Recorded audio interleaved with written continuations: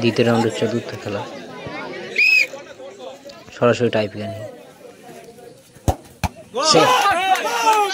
কি হাতে মেরে দিল, মিরাজ গেল, সরাসরি মিরাজ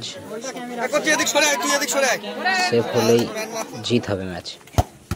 ও হাতে লেগে গেল, কি করবে, সদরাডির হয়ে যাচ্ছেন রিয়াদ, গোল দিতেই হবে, গোল দিতে পারবে, এক্সাইটেড ম্যাচ।